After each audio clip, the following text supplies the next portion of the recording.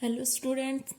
कल हम जो भूगोल के लक्ष्य और उद्देश्य थे उनके बारे में अध्ययन कर रहे थे। जो भूगोल का उद्देश्य है वो है संसार संबंधी ज्ञान में वृद्धि करना, यानी कि जो संसार है, जो पृथ्वी तल है, उसका अध्ययन मानव के संसार के रूप में, जो उसके क्षेत्र हैं उन क्षेत्रों में क्या क्या विभिन्नताएं हैं, क्या क्या उसमें जो समाकलन है उसको समझना ही भूगोल का उद्देश्य था। इसके बारे में हमने अध्ययन किया था और आज हम इसके आगे अध्ययन करते हैं।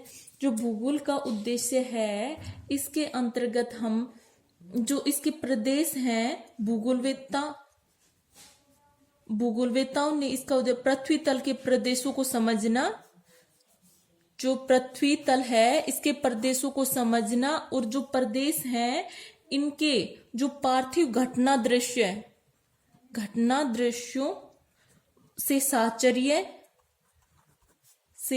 साहचर्य की प्रणालियों को समझना और समझाना ही भूगोल का उद्देश्य रहा है। इस प्रकार जो अमेरिका राष्ट्रीय विज्ञान अकादमी है, अमेरिकी की राष्ट्रीय विज्ञान अकादमी के प्रमुख जो भूगोलवेत्ता हैं उनकी एक समिति ने 1965 ईस्वी में एक रिपोर्ट प्रकाशित की थी, जिसमें भूगोल का मुख्य उद्देश्य था कि इसके अंतर्गत जो स्थानिक वितरणों तथा स्थानिक संबंधों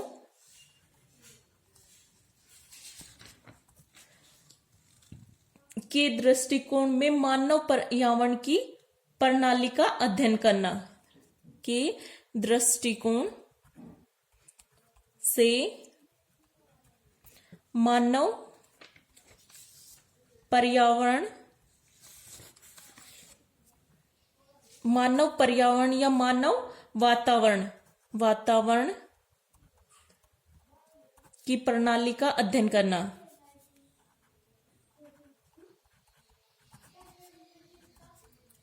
करना ये किसने कहा है? अमेरिकी राष्ट्रीय विज्ञान अकादमी है, वहां के भूगोलवेत्ताओं ने एक रिपोर्ट दी थी 1965 ईस्वी में। ये कहा था कि स्थानिक वितरणों, यहाँ पर जो स्पेटल डिस्ट्रीब्यूशन है इसका अर्थ हो गया कि यहाँ पर जो स्थानिक वितरण है, यहाँ पर जो पृथ्वी तल है उसमें एक विशेष अवस्थिति या लोकेशन होती है। यदि हम उस स्थान का, या जैसे कोई स्थान है, जैसे कोई कानपुर नगर है, उस स्थान का, जैसे कानपुर नगर का कोई तत्व या गुण है वो हमने छाट लिया और उसकी तुलना हम दूसरा जो नगर है उसके तत्व या गुण के साथ हम उसकी अवस्थिति से करें तो वो क्या कहलाता है? उसका वितरण कहलाता है। यानी कि स्थान, जैसे कानपुर कोई नगर है, ये कानपुर नगर है गंगा नदी के तट पर। कहाँ है? गंगा नदी के तट पर है। तो गंगा नदी के तट पर और कौन कौन से नगर है? जैसे पटना हो गया, इलाहाबाद हो गया, और भी अनेक नगर हैं, हावड़ा हो गया, भागलपुर हो गया, ये सब कहाँ है? गंगा नदी के तट पर हैं। तो हम इस प्रकार इन दोनों का, यानी कि जैसे जो नगर हो गई उसमें, जैसे कानपुर नगर था उसका हमने कोई तत्व ले लिया या गुण ले लिया कि ये गंगा नदी के तट पर है, तो हम दूसरा स्थान है जैसे इलाहाबाद है, गंगा नदी के तट पर इलाहाबाद हो गया, हावड़ा हो गया, भागलपुर हो गया, ये जो नगर है उसकी स्थिति का हम जो वितरण करते हैं, यानी कि दो नगरों के आपस में तुलना करके हम उसका वर्णन करते हैं, वो क्या कहलाता है? स्थानिक वितरण। और स्थानिक संबंधों, यानी कि उनमें क्या क्या एक दूसरे क्या क्या संबंध है, इस दृष्टिकोण से मानव का वातावरण की प्रणाली का अध्ययन ही करना ही क्या कहलाता है? भूगोल का उद्देश्य कहलाता है। ये रिपोर्ट दी थी 1965 ईस्वी में राष्ट्रीय विज्ञान अकादमी के द्वारा।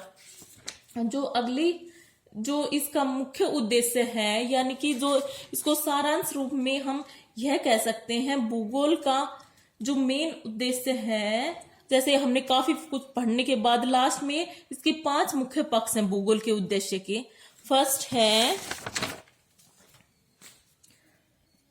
फर्स्ट तो है जो पृथ्वी तल है, पृथ्वी तल अर्थात समस्त पृथ्वी के जो भारी क्षेत्र है, भारी तल तथा थोड़ी गहराई पर जो प्रभावशाली जो शैल चट्टानें हैं, शैल परत और वायुमंडल की जो निचली परत है जिसमें क्षोभ मंडल, समताप मंडल, आयन मंडल ये सब हैं, निचली परत और पृथ्वी के सौर संबंधों का वर्णन करना ही क्या कहलाता है, इसका उद्देश्य माना जाता है। शैल परत, वायुमंडल की निचली परत, वायुमंडल की निचली परत और पृथ्वी के सौर संबंधों का वर्णन करना, सौर संबंधों का वर्णन करना ये उसका उद्देश्य। सेकंड है स्थान, कोई भी स्थान है, देश और काल के प्रसंग से जैसे हमने पीछे पढ़ा था कि पृथ्वी 3 दृष्टिकोण अपनाए थे हमने, जैसे बताया था देश, काल और संबंध के बारे में। तो ये इसको निष्कर्ष के रूप में यही कहा है कि स्थान, देश और काल के प्रसंग से जो भौतिक और मानवीय तत्व हैं, मानवीय तत्वों के वितरणों को प्रकट करना, यानी कि कोई स्थान है या देश है, उसमें किस समय क्या परिवर्तन हुआ है, उसमें क्या क्या जैसे उनकी आपस में तुलना करके और मानवीय तत्व हैं उनको प्रकट करना ही क्या कहा है, इन्होंने भूगोल का उद्देश्य बताया है। जो अगला थर्ड है वो है प्राकृतिक और मानवीय तत्व, प्राकृतिक और मानवीय तथ्यों के पारस्परिक संबंधों का विवेचना करना, संबंधों का विवेचन करना, ये इसका उद्देश्य है। अगला है जो फोर्थ है विभिन्न प्रदेशों के समाकलित अध्ययन के साथ साथ उसके वातावरण का जो पारिस्थितिकी है, यानी कि वातावरण में क्या क्या जो तत्व पाए जाते हैं उनकी व्याख्या करना और उनका जो दूसरे प्रदेशों में उसकी क्या क्या क्या उसमें विशेषताएं मिल रही हैं या क्या नहीं मिल रही, उनकी तुलना करना ही क्या कहलाता है, इसका उद्देश्य के अंतर्गत आता है। विभिन्न प्रदेशों के समाकलित अध्ययन के साथ उनके वातावरण की पारिस्थितिकी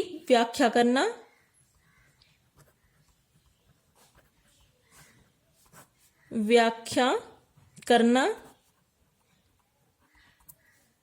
और दूसरे प्रदेशों से उनकी तुलना करना और दूसरे प्रदेशों से उनकी तुलना करना, ये इसका उद्देश्य है। और फिफ्थ है जो प्रादेशिक जो संगठन है, प्रादेशिक संगठन के लिए प्रत्येक प्रदेश के संसाधनों के अनुकूलतम उपयोग कर द्वारा मानवीय उन्नति के लिए संसाधन मूल्यांकन और संसाधन उपयोग की योजनाओं में भरसक योग देना। यानी कि जैसे अनेक प्रकार के जो खनिज पदार्थ हैं या जो भी संसाधन है उनका अनुकूल रूप से प्रयोग किया जाए, उनको न तो अधिक यूज किया जाए न ही उनको, यानी कि वो ऐसे जैसे अफ्रीका वाला क्षेत्र है, यहाँ पर जो खनिज पदार्थों के भरपूर भंडार हैं, परंतु वहां पर यूज करने वाले लोगों की जो यानी शिक्षित वर्ग है वो कम पाया जाता है। तो यह भी नहीं है कि वहाँ जैसे मनुष्य अपनी आवश्यकताओं के लिए अधिक से अधिक जो ये खनिज पदार्थ है उनका उपयोग करे, क्योंकि आने वाली जनरेशन के लिए उनको बचा के रखना भी जरूरी होता है। उसे सतत विकास कहलाता है, यानी हम खुद भी यूज करें और आगे के लिए भी उसको बचा कर रखें, ये क्या कहलाता है, सतत विकास के अंतर्गत आता है। इसलिए यही कहा है कि जो प्रादेशिक संगठन है, प्रादेशिक संगठन के लिए प्रत्येक प्रदेश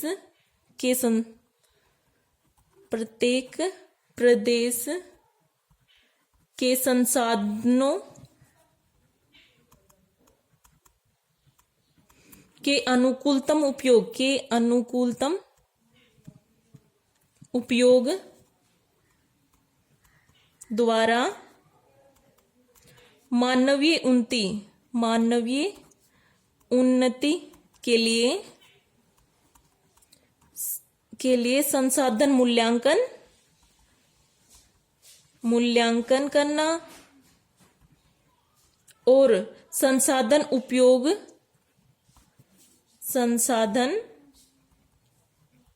उपयोग की योजनाओं का भरसक योग देना, योजनाओं में भरसक योग देना इसका मुख्य उद्देश्य है। योग देना इसका उद्देश्य माना जाता है। यानी कि जो हमने पीछे जो पढ़ा है उनका निष्कर्ष रूप में यही निष्कर्ष निकल के आता है लास्ट में कि है ना, पृथ्वी तल पर जो समस्त भारी जो पृथ्वी तल है उसका जो भारी क्षेत्र या कुछ गहराई पर जो शैल परत पाई जाती है और वायुमंडल का जो निचली परत है और पृथ्वी के जो सौर संबंधों हैं उन सौर संबंधों का वर्णन करना भूगोल का मुख्य उद्देश्य माना जाता है। और स्थान, देश, काल के प्रसंग में जो भौतिक और मानवीय तत्व हैं उनके वितरणों को प्रकट करना, प्राकृतिक और मानवीय तत्वों के पारस्परिक संबंधों की विवेचना करना इसका उद्देश्य है। और विभिन्न प्रदेशों के समाकलित अध्ययन के साथ साथ उनके जो वातावरण में जो पारिस्थितिकी की व्याख्या करना और दूसरे प्रदेशों की उनकी में तुलना करना ही इसका उद्देश्य है। और अनेक प्रकार के जो प्रादेशिक जो संगठन हैं उनके लिए प्रत्येक प्रदेश के संसाधनों का अनुकूलतम उपयोग द्वारा मानव की उन्नति के लिए संसाधनों का मूल्यांकन और संसाधन उपयोग की योजनाओं का भरसक योग देना ही भूगोल का उद्देश्य रहा है। इस प्रकार जो ये भूगोल के उद्देश्य हैं ये कंप्लीट होते हैं। और आप लोगों को जो समझ में नहीं आता है तो आप कॉल करके पूछ लिया करो, और आगे का अध्ययन हम नेक्स्ट वीडियो में करेंगे। Thank you. और साथ साथ आप इनके नोट्स भी बनाते चला करो।